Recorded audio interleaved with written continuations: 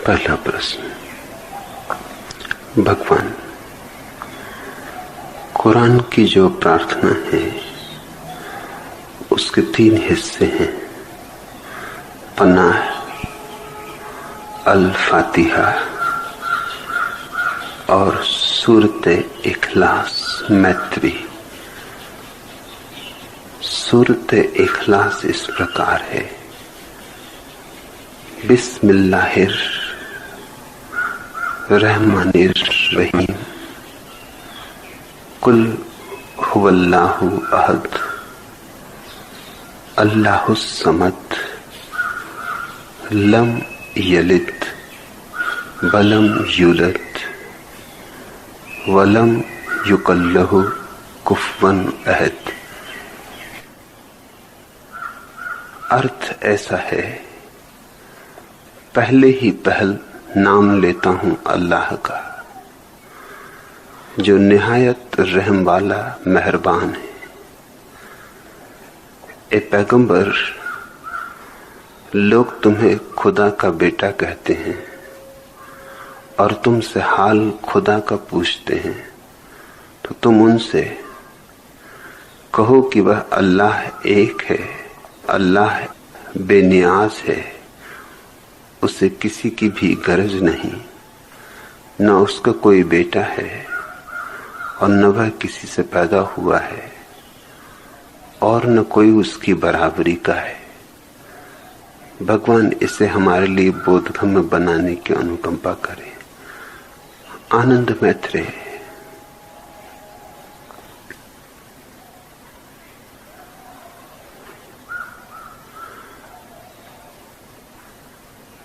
कुरान अत्यंत सीधे साधे हृदय का वक्तव्य है। उपनिषद, धम्मपद, गीता, ताओ ते किंग, इन सब में एक परिष्कार है, क्योंकि बुद्ध परम सुशिक्षित सुसंस्कृत राजघर से आए थे। मोहम्मद बेपढ़े लिखे थे। कृष्ण जब कुछ कहते हैं तो उस कहने में तर्क होता है, विचार की प्रक्रिया होती है, एक गणित होता है। मोहम्मद के वक्तव्य अत्यंत सरल हैं, जैसे खदान से निकाला गया ताजा ताजा हीरा। अभी उस पर जौहरी की छेनी नहीं चली, अभी उस पर पालिश नहीं किया गया, अभी उस पर पहलू नहीं निखारे गए। इससे एक तो लाभ है और एक हानि भी, और इस्लाम को दोनों ही बातें अनुभव करनी पड़ी। लाभ तो यह है कि जैसे ग्रामीण व्यक्ति की भाषा में एक बल होता, ताजगी होती है, धार होती है, क्योंकि बात सीधी साफ होती है, समझाने की कोई जरूरत नहीं होती। इसलिए कुरान पर टीकाएं नहीं लिखी गई। बात सीधी साफ है, टीका करने का कोई उपाय नहीं। गीता पर हजारों टीकाएं तो हजारों अर्थ हो गए, क्योंकि बात दुरूह है। अभिव्यक्ति का ढंग ऐसा है कि उससे बहुत अर्थ अभिव्यंजित हो सकते हैं। एक एक शब्द से अनेक अनेक अर्थों की संभावना है, तो बाल की खाल खींची जा सकती है। तर्कशास्त्री के हाथ में पड़ के गीता का सत्य खो जाएगा, बुद्ध का सत्य खो जाएगा, कुरान का सत्य नहीं खोएगा, क्योंकि कुरान के साथ तर्क का कोई संबंध नहीं बैठता। कुरान को जिन्हें समझना है उन्हें तर्क से नहीं, अत्यंत सरलता से कुरान के पास पहुंचना होगा। यह तो लाभ है, लेकिन हानि भी है। हानि यह है कि चूंकि वक्तव्य बहुत सीधे साधे हैं, उनमें गहराई दिखाई ना पड़ेगी, उनमें ऊंचाई दिखाई ना पड़ेगी,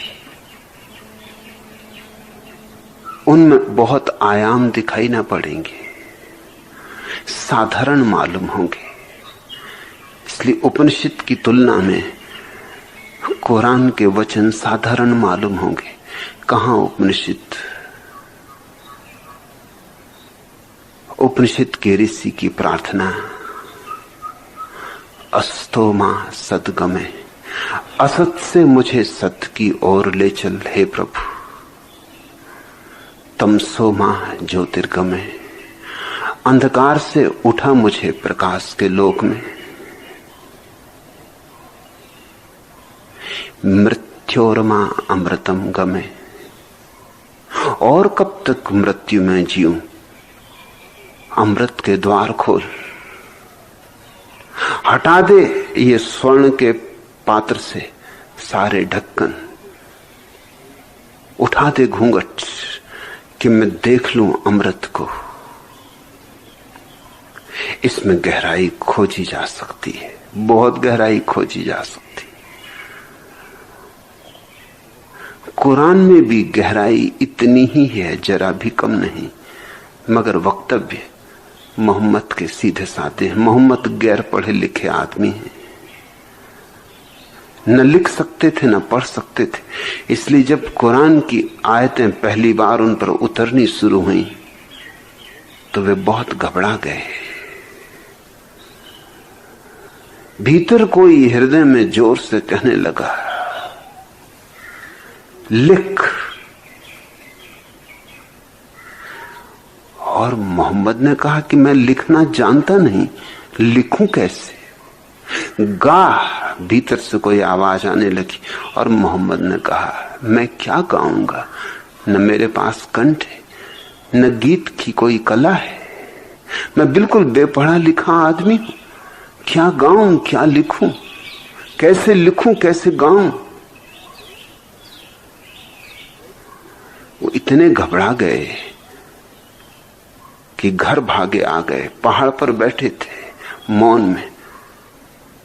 मौन में ही यह परम घटना घटती है कि सत्य अवतरित होता है, और जब सत्य अवतरित होता है तो सत्य अभिव्यक्त होना चाहता है। जैसे फूल खिलेगा तो गंध उड़ेगी, और दिया जलेगा तो प्रकाश झरेगा, और सूरज निकलेगा तो वृक्ष जागेंगे, पक्षी गीत गाएंगे।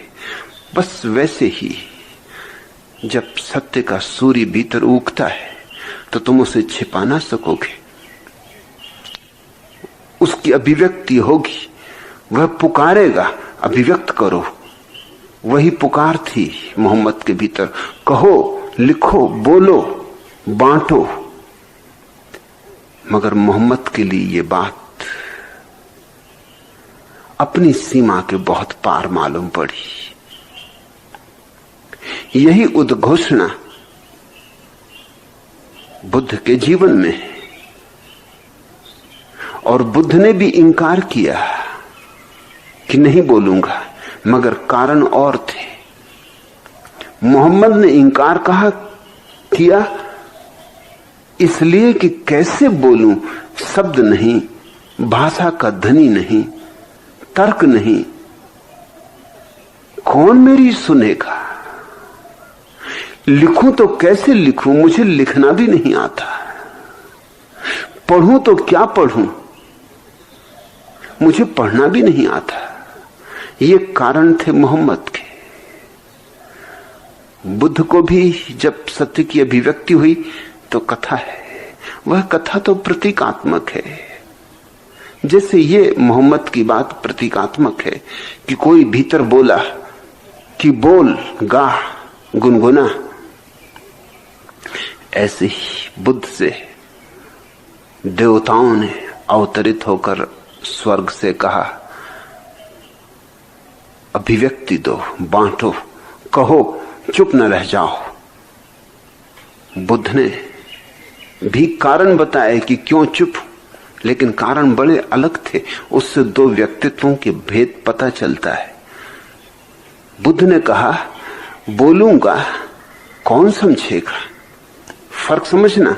मोहम्मद ने कहा, कैसे बोलूं, मेरी समझ क्या? बुद्ध ने कहा, कहूंगा मगर कौन समझेगा? ये बात इतनी गहरी, किससे कहूं? मोहम्मद ने कहा, कैसे कहूं? बुद्ध ने कहा, किससे कहूं? जिससे कहूंगा वही कुछ का कुछ समझेगा, गलत समझेगा। 100 आदमियों से कहूंगा, 99 तो समझेंगे ही नहीं, सुनेंगे ही नहीं, सुन भी लिया तो गलत समझेंगे, लाभ की बजाय हानि होगी। और 100वां आदमी, एक आदमी 100 में अगर ठीक भी समझा तो उसके लिए मुझे कहने की जरूरत नहीं है। देवताओं ने पूछा, क्यों? तो बुद्ध ने कहा, इसलिए कि जो मेरी बात को सुनते ही ठीक समझ लेगा वो मेरे बिना भी जान लेगा। आखिर मैंने भी बिना किसी के कहे जान लिया। जिसकी इतनी प्रतिभा होगी, जिसके पास ऐसी मेधा होगी, क्योंकि ये तो प्रतिभा और ध्यान की ही संभावना होगी कि मैं जो कहूं उसको वैसा ही समझ ले जैसा मैंने कहा है।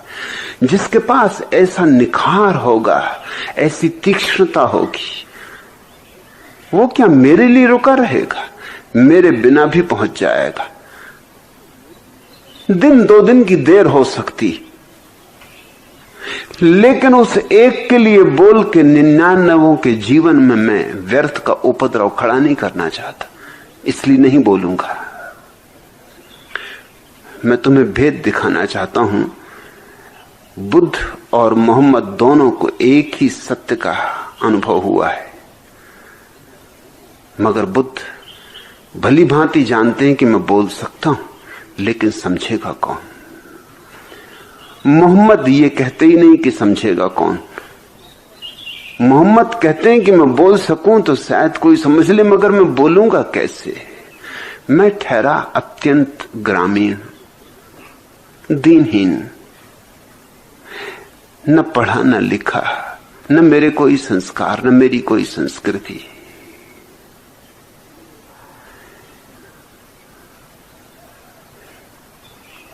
बुद्ध को राजी कर लिया देवताओं ने, क्योंकि वे तर्क खोज लाए। बुद्ध के लिए तर्क खोजना पड़ा। वे तर्क खोज लाए, उन्होंने सोच विचार किया, मंत्रणा की, फिर लौटे और उन्होंने कहा, आप ठीक कहते कि जो समझ सकता है वो आपके बिना भी समझ लेगा, हम राजी। और जो नहीं समझ सकते उनको आप लाख समझाओ, वो नहीं समझेंगे, इससे भी हम राजी। मगर क्या आप मानते हैं कि इन दोनों के बीच में भी कुछ लोग न होंगे? इन दोनों के मध्य में जो आप समझाओ तो समझ लेंगे और आप न समझाओ तो शायद सदा के लिए भटकते रह जाएंगे। क्या आप कह सकते हैं कि इन दोनों के बीच में कोई व्यक्ति होगा ही नहीं? क्या हम मनुष्यों को इस तरह 2 कोटियों में बिल्कुल बांट सकते हैं कि बीच में कोई भी ना होगा?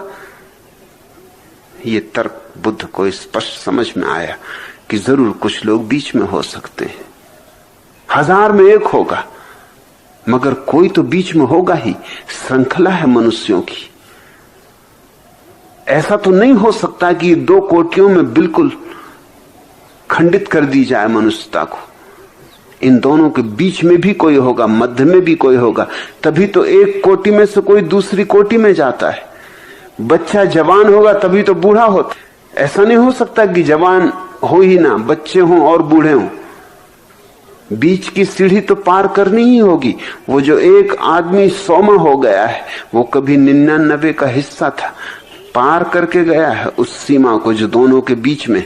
कभी तो ऐसा रहा होगा जब बीच की सीमा पर रहा होगा, और जरूर बहुत लोग होंगे जो बीच की सीमा पर होंगे, जो अपने से नहीं जाग सकेंगे,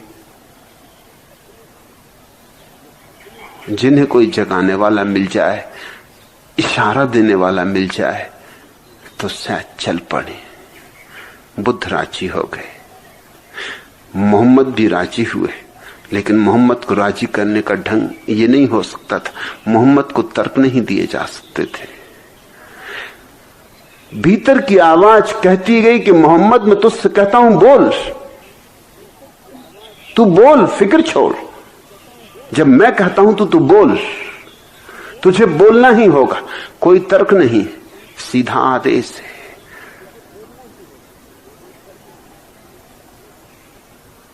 बुद्ध को देवताओं को कुछ कहना पड़ा तो बुद्ध की बुद्धि से ही संबंध जोड़ना पड़ा। एक विकसित बुद्धि है। मोहम्मद के पास हृदय, बुद्धि नहीं। हृदय आदेश मानता है, तर्क नहीं, विचार नहीं। तर्क और विचार व्यर्थ चले जाते।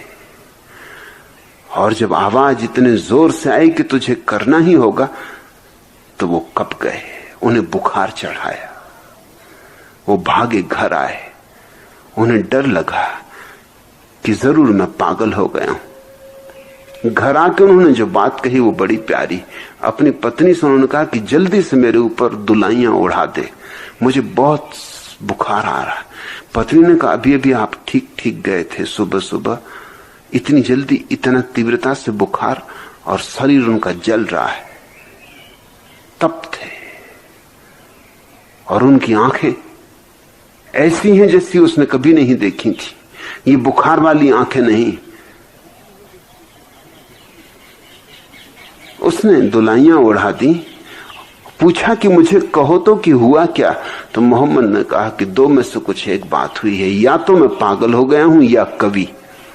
और ये दो शब्द बड़े विचारणीय। मोहम्मद ने कहा या तो मैं पागल हो गया हूं या कवि। साफ नहीं है कि क्या हो गया है।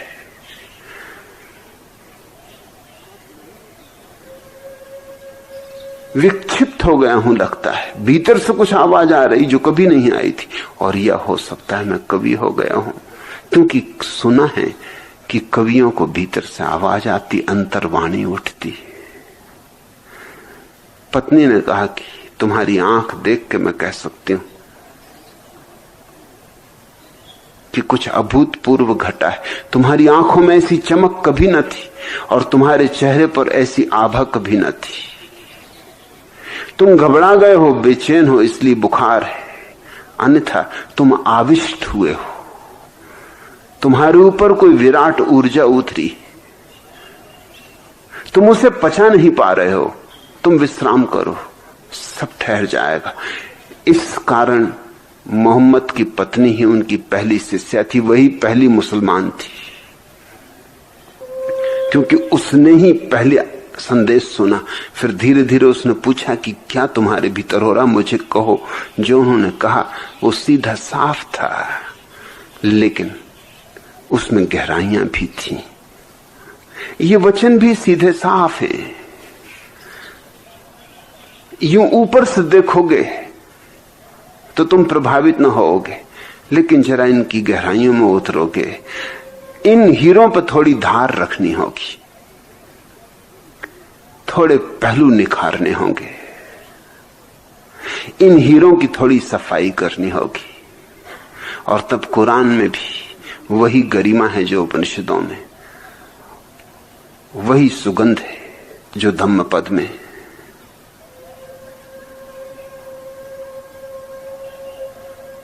बिस्मिल्लाहिर, पहले ही पहल नाम लेता हूं अल्लाह का। अल्लाह का एक नाम है अव्वल, जो सबसे पहले है, वही अल्लाह है। और जो सबसे बाद में बच रहेगा वही अल्लाह है। अल्लाह का दूसरा नाम है आखिरी। ये सीधी सादी बात है। पहला नाम अव्वल, जो प्रथम है, सर्वप्रथम है, और दूसरा नाम आखिरी, जो सबसे अंत में है। शेष बीच में नाटक है, अभिनय। जैसे मंच पर कोई अभिनेता राम बन के आ जाता है, पर्दे से पीछे असलियत थी, पर्दे पर राम बन के आ गया है, खेलेगा राम का पार्ट, अभिनय अदा करेगा, धनुष्मान लेके चलेगा, युद्ध करेगा, और जैसे ही पर्दा गिरेगा फिर वही हो जाएगा जो था, राम नहीं रह जाएगा। पर्दे के पहले और पर्दे के बाद असलियत है, पर्दे के उठने और पर्दे के गिरने के बीच नाटक है। परमात्मा ही प्रथम है और परमात्मा ही अंतिम, और जो प्रथम है और जो अंतिम वही सत्य है। बीच में सब मन का खेल है, सब तरंगे हैं विचारों की, अलग अलग अभिनय है। कोई स्त्री बना है, कोई पुरुष बना है, कोई मस्जिद में बैठा है, कोई मंदिर में बैठा है, कोई इस तरह से जी रहा है, कोई उस तरह से जी रहा है, कोई संत हो गया है, कोई साधु है, कोई असाधु। लेकिन ये सब पर्दा उठने और पर्दा गिरने के बीच का खेल है। पर्दे के पीछे न कोई साधु है, न कोई असाधु, न कोई संत, न कोई असंत, सिर्फ परमात्मा है। वही अव्वल, वही आखिरी है। तो पहले पहले उसी का नाम लेता हूं, अल्लाह का। और किसका नाम लो? क्योंकि पहले पहले उसी का स्मरण करो जो है। प्रार्थना उसी से शुरू हो सकती। बिस्मिल्लाहिर, पहले पहल नाम लेता हूं अल्लाह का। इस्लाम में परमात्मा के 100 नाम हैं। 99 व्यक्त और 100वां अव्यक्त। जब तुम इस्लाम की फेहरिस्त देखोगे नामों की, तो ऊपर लिखा होता है अल्लाह के 100 नाम। और जब तुम फेहरिस्त में गिनती करोगे तुम बहुत हैरान होगे, हमेशा 99 नाम होते, 100 नहीं होते। 100वां छोड़ा होता है। वही असली नाम है, उसे कहा ही नहीं जा सकता, मगर कुछ तो कहना होगा, इसलिए अल्लाह कहते हैं। अल्लाह पहला नाम है 99 की श्रृंखला में। और जो आखिरी नाम है, असली नाम है, उसे तो नाम भी नहीं दिया जा सकता। वह तो अनाम है, वह तो शून्य है।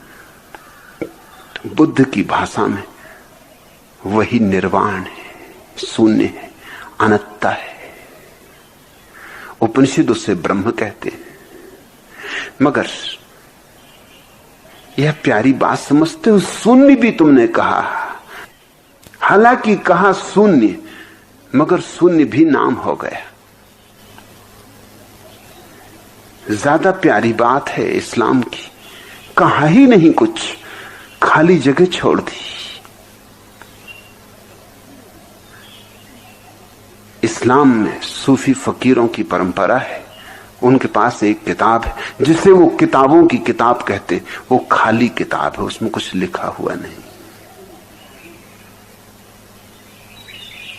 वो गुरु शिष्य को देता रहा है उस किताब को। परंपरा से वो किताब मिलती रही है, बचाई गई है, सैकड़ों वर्ष पुरानी है,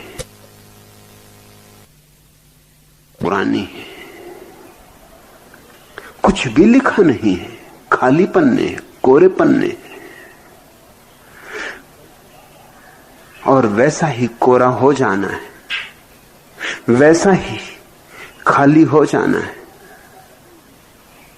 जब तुम भी रिक्त हो जाओ, तुम्हारे भीतर भी कोई विचार की लिखावट न रह जाए, तभी जानना 100वां नाम, असली नाम उपलब्ध हुआ। मगर शुरुआत करने के लिए काम चलाओ।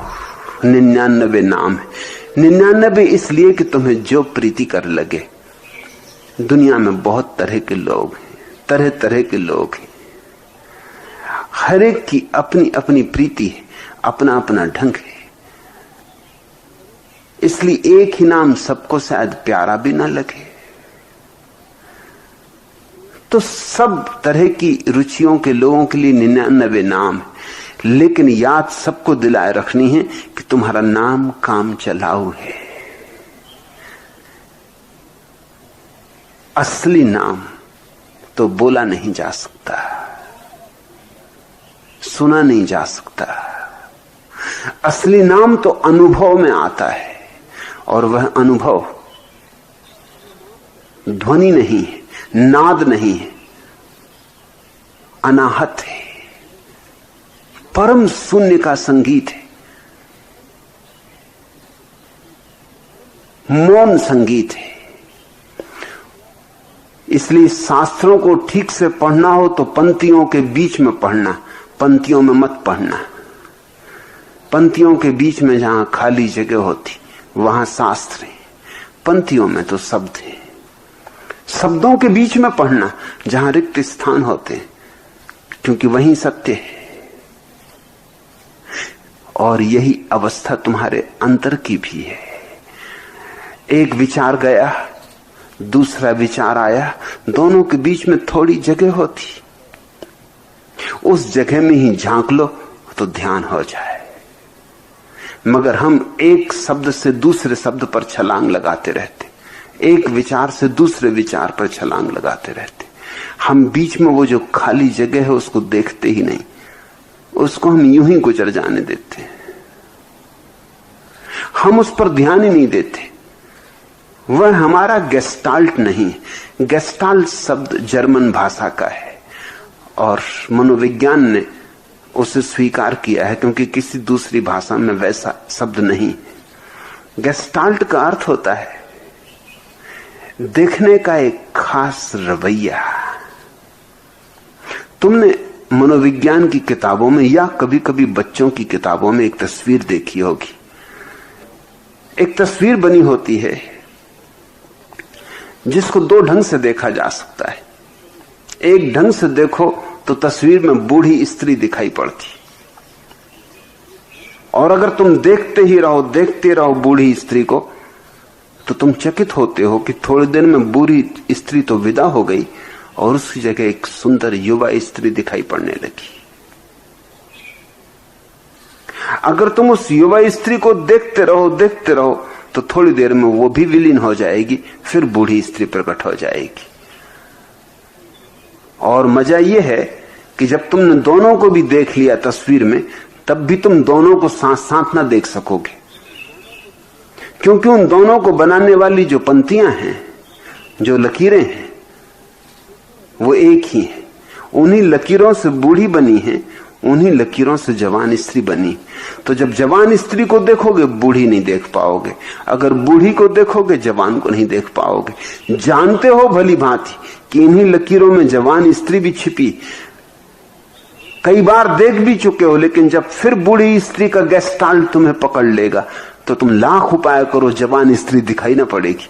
और तुम्हें मालूम है, तुमने देखा है, तुम जानते भली भांति कि यहीं कहीं है, मगर तुम कोशिश करो तो नहीं देख पाओगे। लेकिन अगर तुम बूढ़ी को गौर से देखते रहो तो अचानक गेस्टाल्ट बदलता है। बदलाहट इसलिए होती है कि मन थिर नहीं हो सकता, मन अथिर है, भागा हुआ है। तुम अगर बूढ़ी को ही देखते रहोगे, वो जल्दी ही बूढ़ी से भागने लगेगा, इधर उधर भागेगा, उसी भाग दौड़ में वो जवान को खोज लेगा। अगर तुम जवान को ही देखते रहोगे, उसी भाग दौड़ में वो फिर बूढ़ी को खोज लेगा। वो दोनों ही स्त्रियां उस एक ही तस्वीर में हैं। इस बदलते हुए ढांचे को गेस्टाल्ट कहते हैं। अब तुम जब अपने भीतर जाते हो और विचारों को देखते हो तो तुम्हारा गेस्टाल्ट एक है।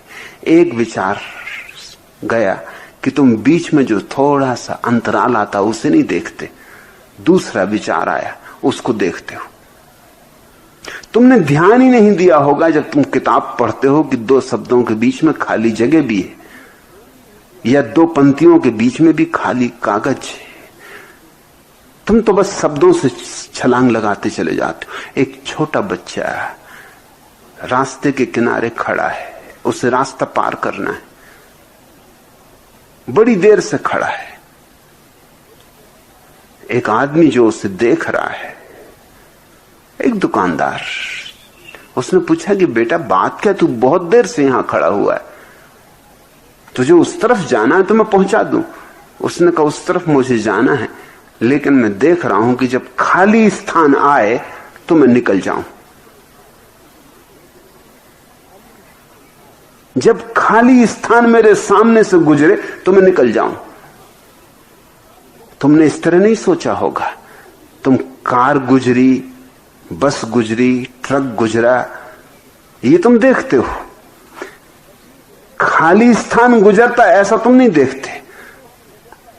जब बस नहीं गुजरती तो जो रह जाता है खाली स्थान, तुम उसमें से गुजर जाते हो।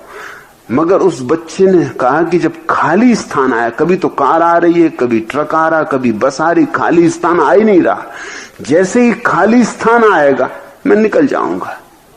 और बिना खाली स्थान के कैसे निकल सकता हूं? तुम्हारे भीतर विचारों की श्रृंखला में खाली स्थान आ रहे हैं, प्रतिपल आ रहे हैं, मगर उन पर तुम्हारा ध्यान नहीं। तुम्हारा गेस्टाल्ट बंध गया है।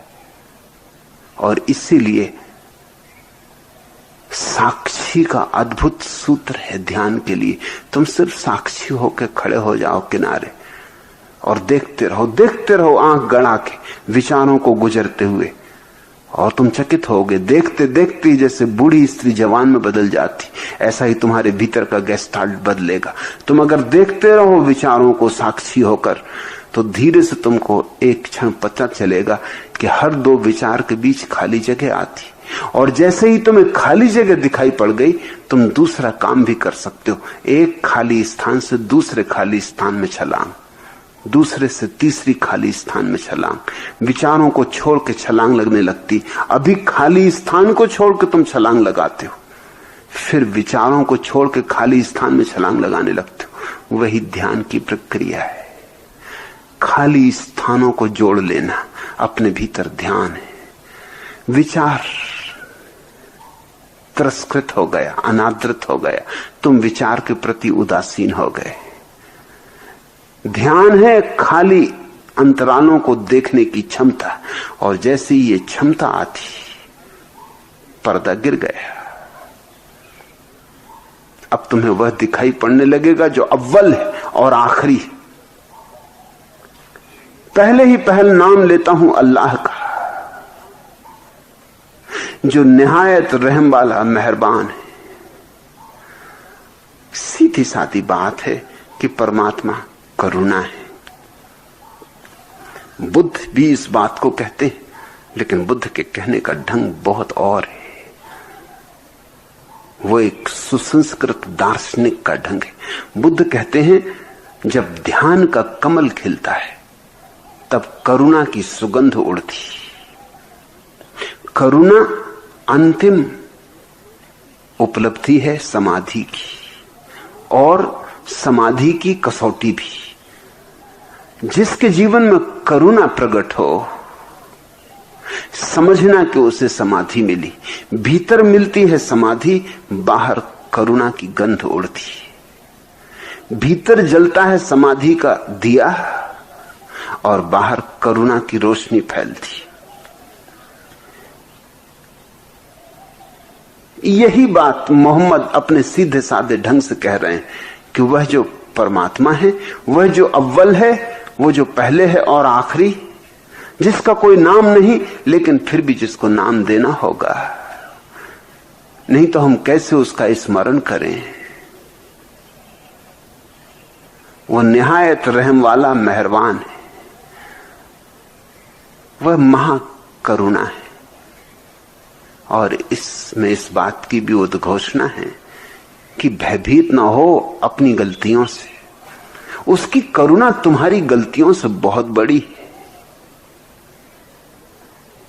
डरो ना अपने पापों से, नाहक के पश्चाताप में मत पड़ो। तुम आदमी हो, भूल चूक स्वाभाविक है, लेकिन भूल चूक को तूल मत दो, तिल का ताड़ ना बनाओ। अक्सर तथाकथित धार्मिक व्यक्ति तिल के ताड़ बना लेते हैं। छोटी सी भूल को भी बहुत गुब्बारे की तरह फुलाते चले जाते। छोटी सी भूल को भी बड़ा करके दिखाने लगते, उसमें भी अहंकार है। अगस्तीन की प्रसिद्ध किताब है कन्फेशंस।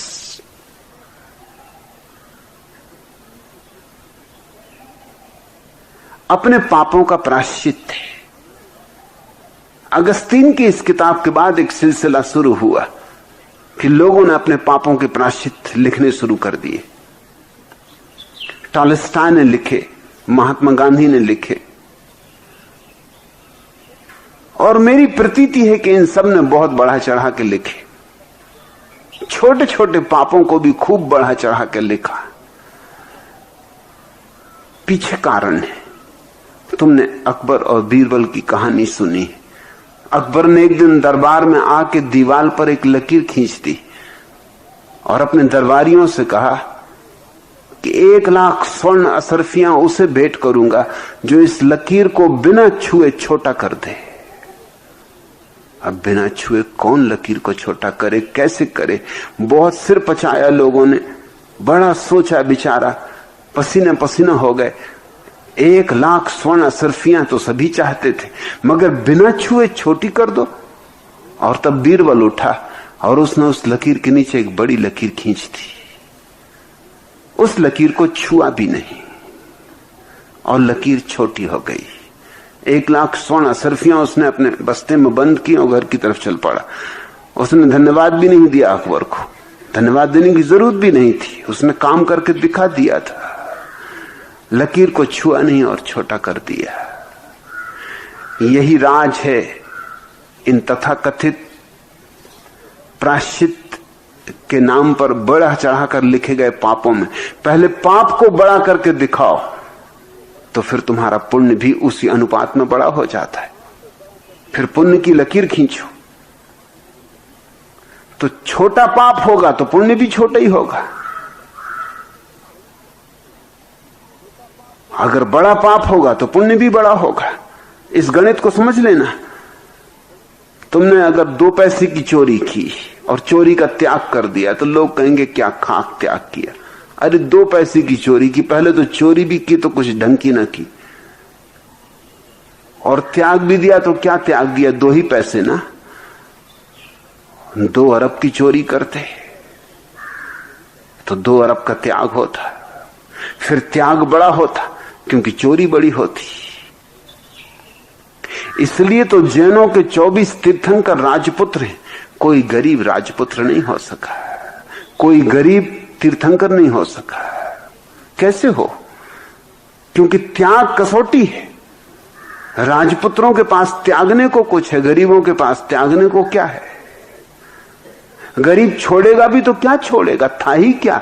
लोग पूछेंगे एक झोपड़ा था, घास फूस का, उसे छोड़ भी दिया तो क्या खाक छोड़ दिया? राजमहल चाहिए, स्वर्ण महल चाहिए, तब त्याग का कोई मूल्य है।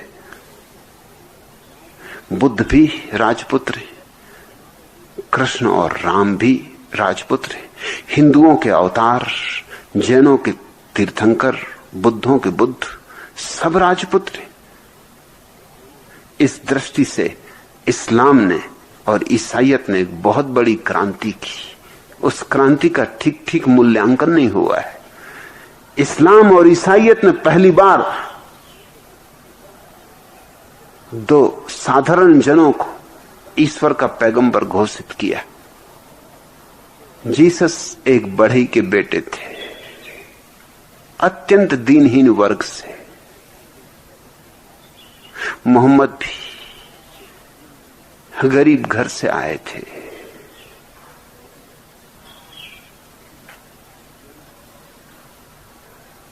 भेड़ बकरियां चराते रहे थे, चरवाहे थे। इस्लाम ने और ईसाइयत ने दुनिया को एक तो बहुत बड़ा दान दिया है। इन्होंने पहली बार धर्म को राजाओं के घेरे से मुक्त किया। इन्होंने पहली बार कहा कि धर्म पर कोई बपौती नहीं है। धन वालों की,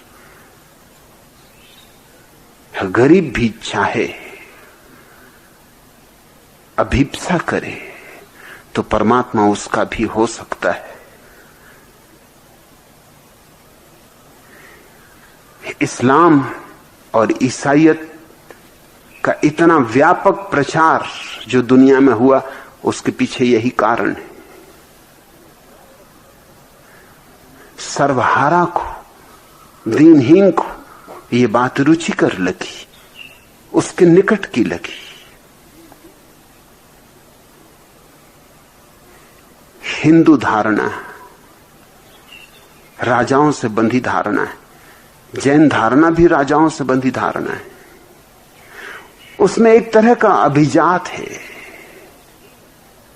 अरिस्टोक्रेसी है, और अरिस्टोक्रेसी के दिन लद गए, अभिजात के दिन लद गए। ये तो सर्वहारा का युग है।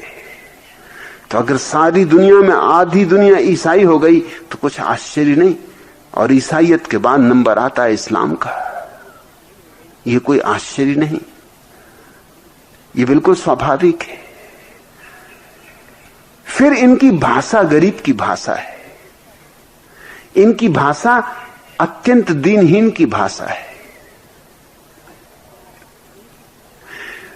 पश्चाताप को भी लोग बढ़ा चढ़ा के बताते। अहंकार बड़ा अद्भुत है। अहंकार पाप भी करे तो बड़ा करता, छोटा नहीं करता। छोटा पाप अहंकार को जसता नहीं। और न भी किया हो बड़ा पाप तो कम से कम अपनी आत्मकथा में तो बड़ा पाप लिख ही सकते हो। पहले महापापी अपने को सिद्ध करो और फिर त्याग, व्रत, उपवास तो महात्मा हो जाओगे। लेकिन अगर महापापी नहीं हो तो महात्मा कैसे होगे? इसलिए मेरे देखे अगस्तीन, टॉलस्टॉय, गांधी, इन तीनों की आत्मकथाओं में बहुत सी बातें झूठ है। यद्यपि महात्मा गांधी कहते हैं कि ये सत्य के प्रयोग है, मगर इसमें बहुत झूठ है। ये पापों को बहुत बढ़ा चढ़ा के लिखा गया है। जिन पापों में कोई मुद्दा नहीं है उनको यूं बढ़ाया है जिसका हिसाब नहीं। उनको इतना बड़ा कर दिया है क्योंकि फिर उन्हीं के अनुपात में पुण्य भी बड़े होंगे। इतने बड़े पाप त्यागे। इस्लाम की घोषणा है, तुम्हारे पाप कितने ही बड़े हों, परमात्मा की करुणा उससे बहुत ज्यादा बड़ी है। रहमानिर रहीम, वह निहायत रहम वाला है, रहीम है, मेहरबान है, रहमान है। तुम अपने पश्चातापों में न उलझो, तुम अपने घावों को नाहक न कुरे दो। इसलिए इस्लाम पश्चाताप नहीं सिखाता। ईसाइयत में पश्चाताप का मूल्य है, मगर इस्लाम में पश्चाताप का कोई मूल्य नहीं। और मैं इस बात को कीमत देता हूं। पश्चाताप एक तरह की रुग्ण अवस्था है। ये अपने घावों को कुरेदना है, और जो अपने घावों को कुरेदता रहता है वो घावों को भरने नहीं देता। वो उनको हरे रखता है, लहूलुहान रखता है, फिर कुरेद लेता है। ये एक तरह की रुग्ण दशा है। अपने घाव को भरने दो, क्या पीछे लौट लौट के देखना है। इस्लाम कहता है परमात्मा की करुणा अनंत है, तुम उसकी करुणा का भरोसा करो। लेकिन इस्लाम के कहने का ढंग बहुत सीधा साधा है। ए पैगंबर, लोग तुम्हें खुदा का बेटा कहते हैं और तुमसे हाल खुदा का पूछते हैं, तो तुम उनसे कहो कि वह अल्लाह एक है। हिंदुओं के 33 करोड़ देवी देवता हैं। यूं समझो कि जितने आदमी थे उतने ही देवी देवता। हर आदमी का अपना देवी अपना देवता, और इसलिए कभी भी यह देश इकट्ठा नहीं हो सका। खंडित होना इसकी किस्मत हो गई, क्योंकि इसका ईश्वर तक इकट्ठा नहीं हो सका। आदमियों की तो बात छोड़ दो, इसके ईश्वर की धारणा भी इकट्ठी नहीं हो सकी, तो यहां हर चीज खंडित हो गई है। बुद्ध मरे और उनके मरने के बाद 32 संप्रदाय हो गए। जैनों के महावीर गए कि तत्क्षण जैन खंडों में टूट गए, छोटे छोटे संप्रदाय बन गए। पहले 2 संप्रदाय बने, फिर 2 में से 20 खड़े हो गए। और हिंदुओं का तो कुछ हिसाब ही करना मुश्किल है। हिंदुओं को तो एक धर्म कहना भी ठीक नहीं। ये तो जमघट है, कुंभ का मेला समझो। कोई गणेश को पूज रहा है, कोई हनुमान जी को पूज रहा है, कोई शिव जी को, कोई राम को, कोई कृष्ण को, और जिसकी जो मर्जी। कोई झाड़ों को, कोई पत्थरों को, कोई नदियों को। इस्लाम ने एक सीधी साफ बात कही, परमात्मा एक है। इस विचार का परिणाम महत्वपूर्ण हुआ। अगर परमात्मा एक है तो उसके मानने वालों को भी एक होने की सुविधा हो गई। खंडित होने की वृत्ति छूट गई। इस देश में तो खंडित होने की इतनी वृत्ति है कि जो धर्मों के साथ हुआ वही अब राजनीति के साथ हो रहा है। एक एक पार्टी खंडित होती जाती, छोटे छोटे टुकड़ों में टूटती जाती। देश प्रदेशों में टूटा हुआ है, प्रदेश भी अपने जिलों में टूटे हुए, और हर एक की अपनी जिद है, अपना आग्रह है। ये हमारी जो धार्मिक चिंतना रही, उस चिंतना में कहीं दोषपूर्ण बात है। यूं तो हम कहते रहे ऊंची बातें, लेकिन उन ऊंची बातों के लिए हमने कोई बुनियादी ठोस आधार न दिए। इस्लाम ने एक तो अनुदान दिया जगत को कि परमात्मा एक है, इसलिए बहुत प्रतिमाओं की जरूरत नहीं। प्रतिमाओं की ही जरूरत नहीं, क्योंकि तुम प्रतिमा बनाओगे तो अनेक हो जाएंगी। फिर लोग अपने अपने ढंग से प्रतिमा बनाएंगे। किसी का चेहरा ऐसा होगा, किसी का चेहरा वैसा होगा, किसी के 2 हाथ होंगे, किसी के 4 हाथ होंगे। प्रतिमा बनी, परमात्मा को तुमने रूप दिया कि तुमने खंडन शुरू कर दिया। परमात्मा निराकार है, तुम पुकारो। परमात्मा एक भाव की दशा है, तुम उस भाव की दशा में एक हो जाओ, तल्लीन हो जाओ। परमात्मा सागर है, तुम उसमें विलीन हो जाओ।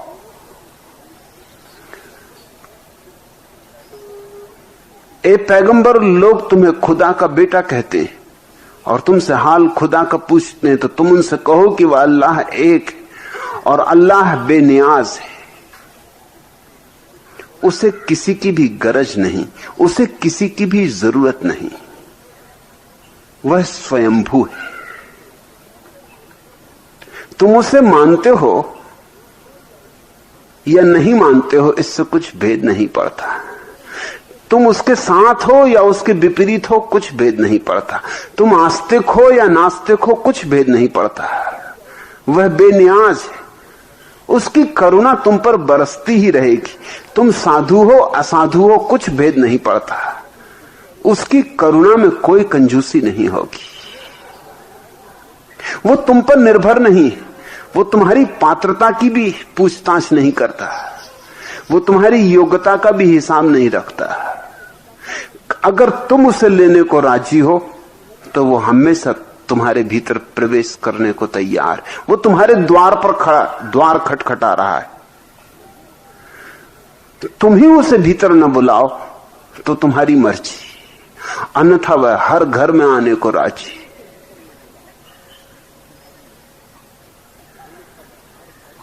एक सूफी फकीर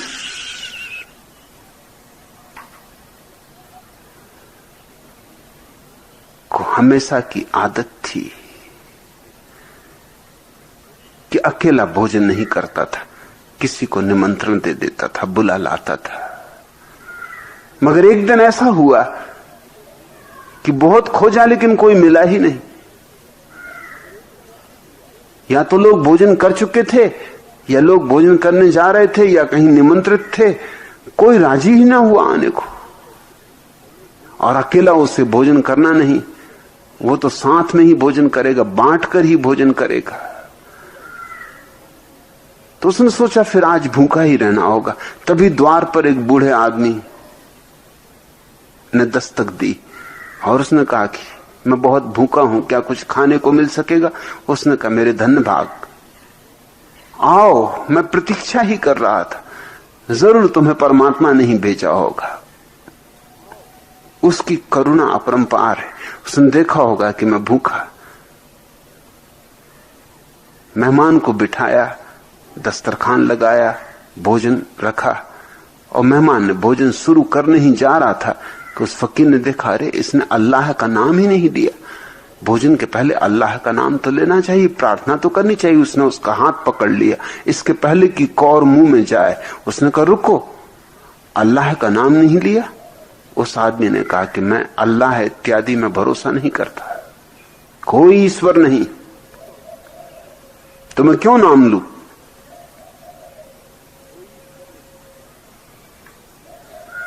तो सूफी फकीर ने कहा फिर भोजन न कर सकोगे। और कहानी कहती तभी अल्लाह की आवाज सुनाई पड़ी कि अरे पागल, मैं इस आदमी को 70 साल से भोजन दे रहा हूं और इसने एक भी बार मेरा नाम नहीं लिया,